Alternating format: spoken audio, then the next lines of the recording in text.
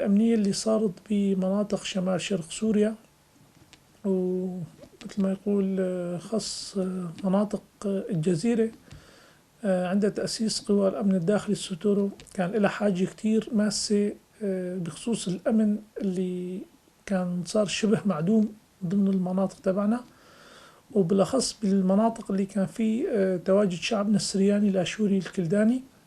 كان في حاجة ماسة لتأسيس قوى الأمن الداخلي السوتورو.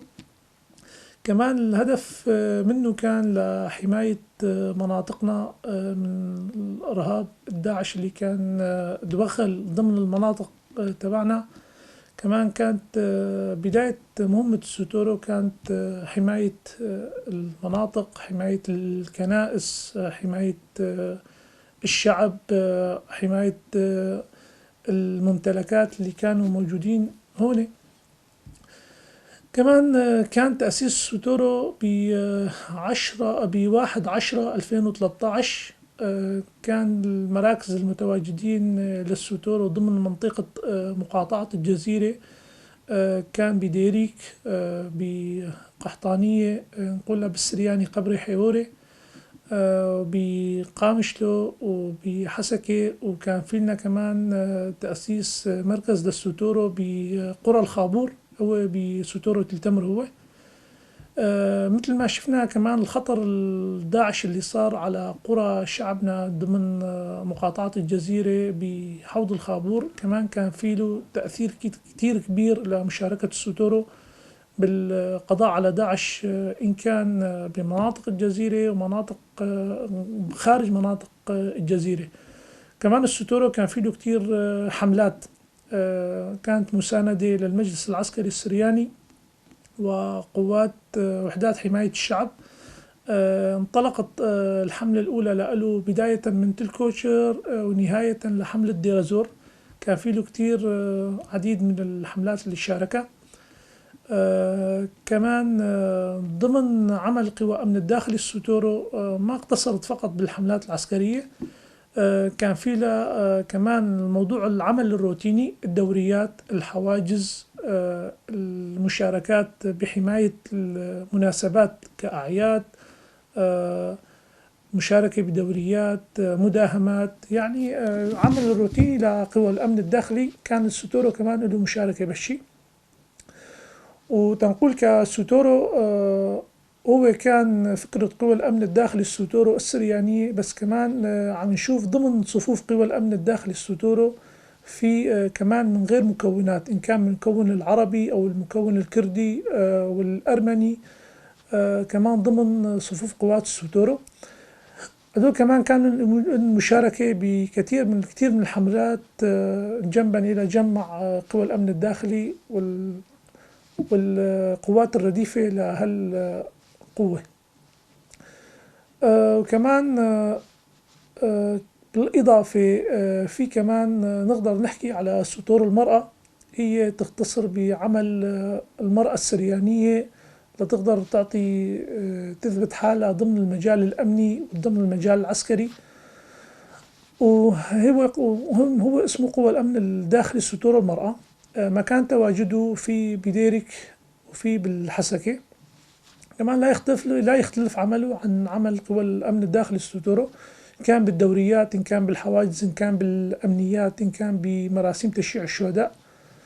يعني هذا هو أكثر شيء عمل السوتورو. مثل قبل كم يوم شفنا صار تشييع لأحد رفاقنا اللي صار استهدافه من قبل طائرة مسيرة تابعة للاحتلال التركي.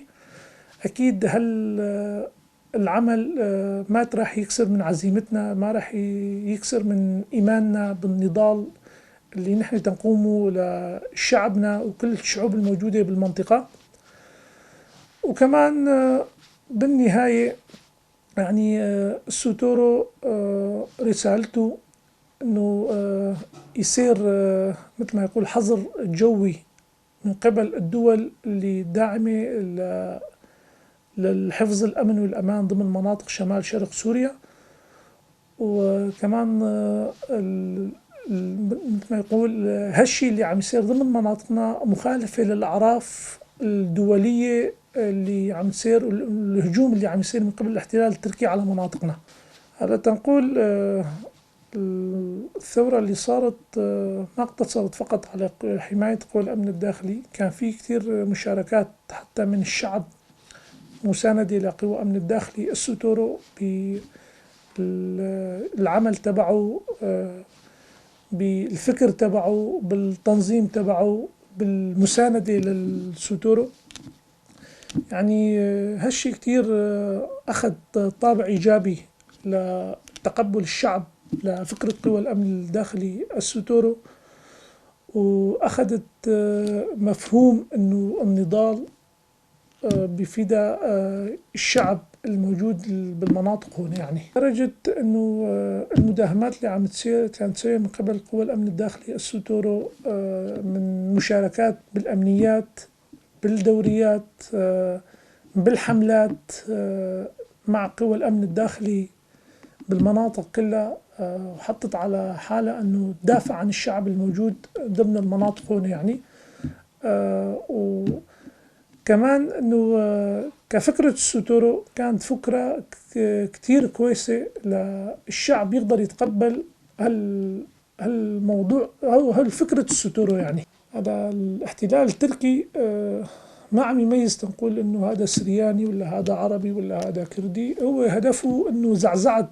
الامن والاستقرار اللي صار بمناطق شمال شرق سوريا. وفكرته كمان انه يصير هيك يعني تنقول عدم اعتراف بالإدارة الذاتية لشمال شرق سوريا، لأنه عم نشوف الفكرة اللي صارت هاي فكرة كتير حلوة. عم نشوف انه المكونات كلها جابت هالفكرة لتقدر تأسس وتدير حالها بحالها ضمن المناطق تبعها. فكرة الاحتلال التركي انه لازم نفشل هالموضوع، ما نقدر، لازم يعني إن كان من طريق المسيرات، إن كان بطريق القصف العشوائي على المناطق شمال شرق سوريا. يعني هالتقييم نحن عم نقيمه لازم يكون يصير توقيف من قبل الدول الكبرى ليقدر يوقفوا قدام وجه الاحتلال اللي هن أمريكا وروسيا، يقدروا يتوقفوا بوجهه يكون كتير كويس. يعني بلكي الحورو تبعنا استشهد، بس أكيد ما رح يقلل من عزيمتنا وإصرارنا ونضالنا ضمن عملنا وواجبنا ضمن صفوف قوى الأمن الداخلي. بالعكس بده يزيدنا إصرار أكتر لنقدر نتابع مسيرة الشهيد تبعنا ونكون على طريقه وطريق كل الشهداء اللي ضحوا بأنفسهم ضمن مناطق شمال شرق سوريا وإقليم الجزيرة. يعني بدنا نكون على خط الشهداء كمان، مدافعين عن أرضنا، عن شعبنا، عن ترابنا، عن كنايسنا، عن حاراتنا، عن أهلنا، عن كل المكونات الموجودة بالمنطقة هون. رسالتنا هي نوجهها للشعب كله، مو بس الشعب السرياني، يعني الشعب السرياني، الكردي، العربي، انه يصير تواصلهم مع السوتورو ومع قوى الامن الداخلي في حال اي حالات اشتباه يشوفوها ضمن المناطق تبعنا، يقدروا يعطوا المعلومات الكاملة، يكونوا متعاونين مع القوى الامنية الموجودة بالمناطق هون. يعني